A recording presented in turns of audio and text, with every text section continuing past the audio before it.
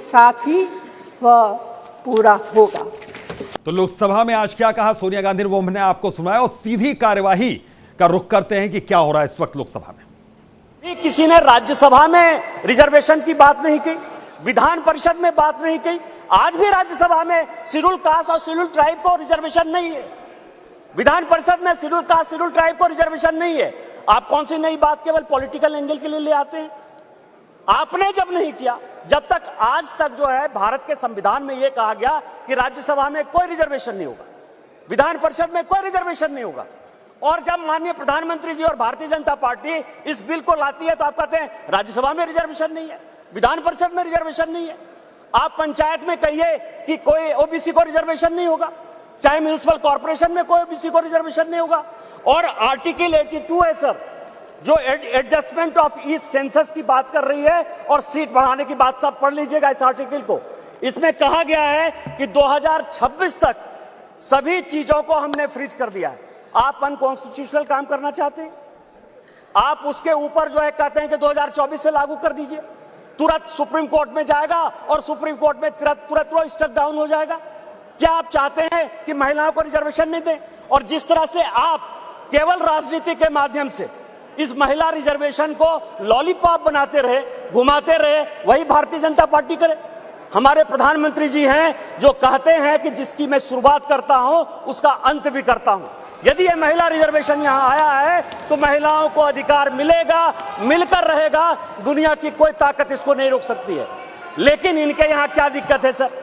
इनके यहां सबसे बड़ी दिक्कत है, और अभी जितने स्पीकर बोलने वाले हैं सर, वो स्पीकर 2026 में ये आर्टिकल 82 पढ़िए, संविधान को जो है पढ़िए, जो संविधान में लिखा हुआ है कि सेंसस होगा, सेंसस के बाद डिलिमिटेशन होगा, और डिलिमिटेशन के बाद जो है हम उसको लागू करेंगे। और ये आर्टिकल 82 कह रहा है, ये 82 कह रहा है।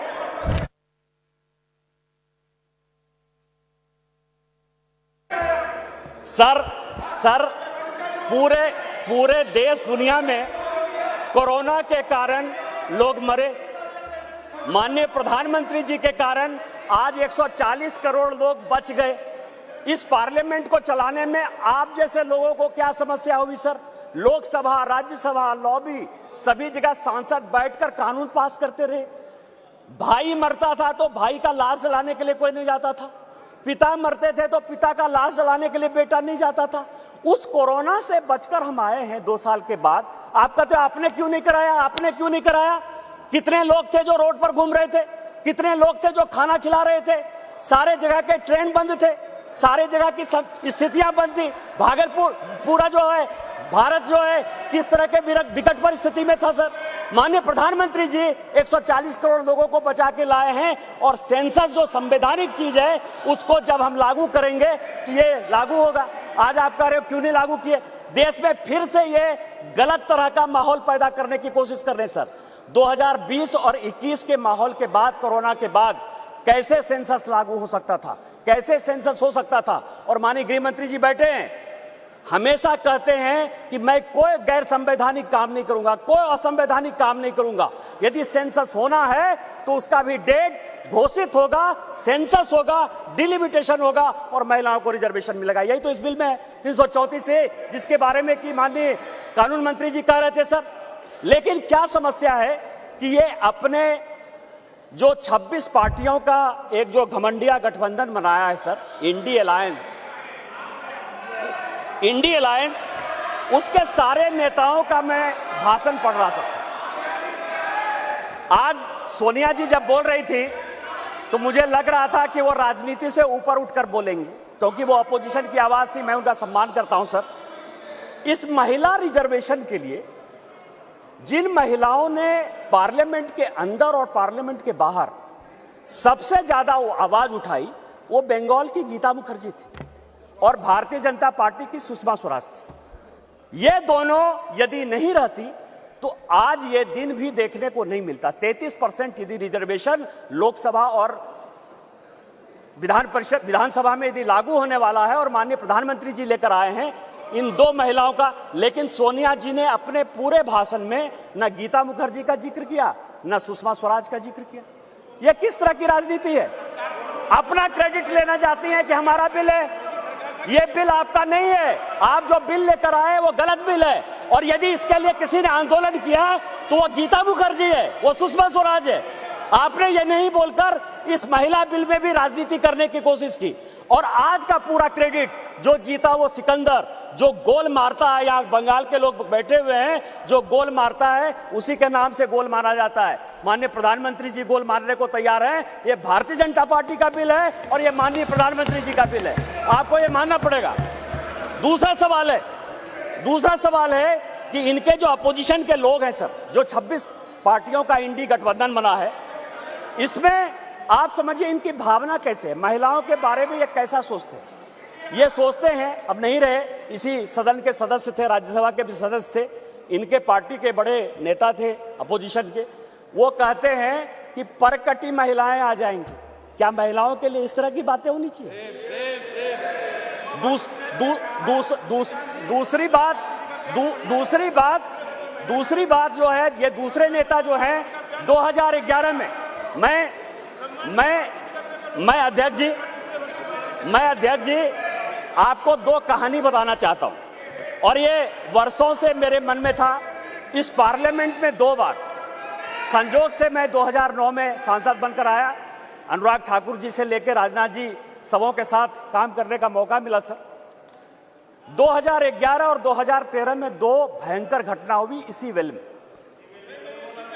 2011 में जब 2010 में ये बिल पास हो गया राज्यसभा में, और जब यहाँ 2011 में जिसको कि ये लागू नहीं करना चाहते थे बिल लेकर आए, और जब बिल उधर से इंट्रोड्यूस हो रहा था तो इन्हीं के सहयोगी दल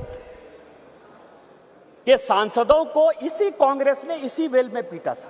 2 बिल था, एक महिला रिजर्वेशन का 2011 में और 2013 में प्रमोशन इन रिजर्वेशन। और प्रमोशन इन रिजर्वेशन में मैं जब बात करूंगा तो ये पूरे के पूरे बेंच खड़े हो जाएंगे सर।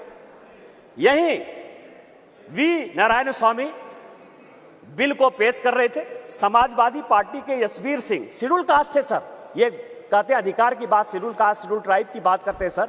यही यशवीर सिंह यहां पार्लियामेंट में उस तरफ से गए, वी नारायण स्वामी का उन्होंने बिल खींच लिया।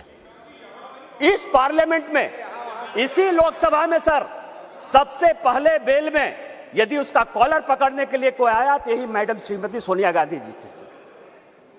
और नीरज शेखर वहां खड़े थे, मुलायम सिंह यादव बाहर थे, और मैं वहां से कूद कर टेबल पर आया और मैंने कहा कि आप यहां की तानाशाह नहीं है, आप यहां की रानी नहीं है, इस बेल में आप मारपीट नहीं कर सकती हैं। और इनके जो इतने लेफ्टिनेंट थे, बिलास मुतेबार से लेकर सबों ने उनको पीटा। ये दोनों घटनाएं जो है, चाहे महिला रिजर्वेशन का हो, चाहे ये प्रमोशन इन रिजर्वेशन का हो, ये पार्लियामेंट है सर, सबको सत्य बोलना चाहिए। और मुलायम सिंह यादव ने कहा यदि बीजेपी नहीं होती तो आज के डेट में हमारे सांसद नहीं बचते। आपने तो सांसदों की हत्या करने की कोशिश की, और उसी दल के साथ, उसी 26 दल के साथ ये आए हैं जिनका की मानसिकता ही नहीं है कि महिला को रिजर्वेशन मिले। चाहे वो राष्ट्रीय जनता दल है, चाहे वो समाजवादी पार्टी है, चाहे इनके सारे मुस्लिम एमपी हैं, चाहे कोई भी पॉलिटिकल पार्टी जो इनको सपोर्ट कर रही है सर, और उन्हीं के दबाव में ये कानून के विरोध में जाकर, इस संविधान के विरोध में जाकर, और उसके सारे उदाहरण है कि 96 से लेके आज तक क्यों नहीं लागू हुआ, उसी के कारण ये कभी ओबीसी रिजर्वेशन की बात करते हैं, कोटा विद इन कोटा की बात करते हैं, राज्यसभा में जो है उसको अधिकार देने की बात करते हैं, विधान परिषद में क्यों नहीं रिजर्वेशन दिया उसकी बात करते हैं, फिर वो बात करते हैं कि 2024 से क्यों नहीं लागू होगा। इनको सब कुछ पता है, ये देश संविधान से चलता है। हम एक गरीब परिवार के बेटे होकर इस पार्लियामेंट में आए हैं सर। जैसे मैंने बात कही कि मेरे माँ पिताजी आज भी गांव में रहते हैं। यदि बाबा साहब अंबेडकर का यह संविधान नहीं होता, भारतीय जनता पार्टी नहीं होती, उस दिन भी मैंने कहा कि आपने गांव नहीं देखा है, गरीबी नहीं देखा है, महिलाओं की स्थितियां नहीं देखी है। आपने जो जो कानून पास किए वो महिलाओं के खिलाफ है। यदि 498 आपने पास किया जिसका आप क्रेडिट लेना चाहते हैं, तो उसमें से पुरुष से ज्यादा महिलाएं ही जेल में बंद हैं। डॉरी के केस में जिस तरह से आपने बनाया, आज यदि आपने कई एक कानून ऐसे पास किए हैं जिसमें लोग महिलाओं को नौकरी देने के लिए तैयार नहीं होते हैं, आपने महिलाओं को रोकने का प्रयास किया, महिलाओं को बढ़ाने का प्रयास नहीं किया।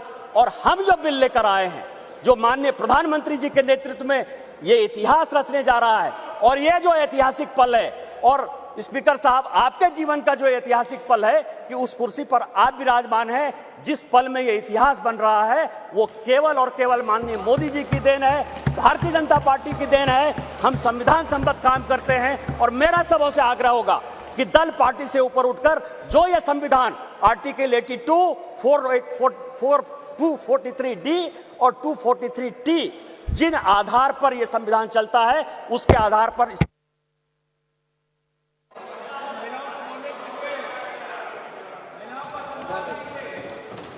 श्रीमती कनिमोझी जी।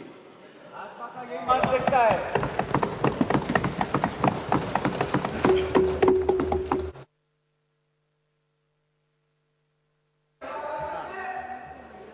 Thank you, sir.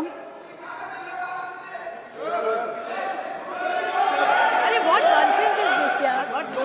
What is this, sir? Heckling? What is heckling? She's not. What even is this? I started haven't speaking. even started. Sir, what is I don't this, even yeah? understand. நீங்க என்ன பேசுறாலும் புரியாது. I know. எதுக்கு What is புரியாம this, yeah? பேசுற? Sir, ये भाजपा का मानसिकता है। sir, what is this? She's not even started and your member is heckling us, speaker. This is the respect for women. Exactly, sir. What is this? I don't even understand what he says. What is the point in saying this? What is this? Why is this started? This is the respect for women. This is how you behave. BJP doesn't respect women. They have no respect for What is women. started a speech? Shame on you.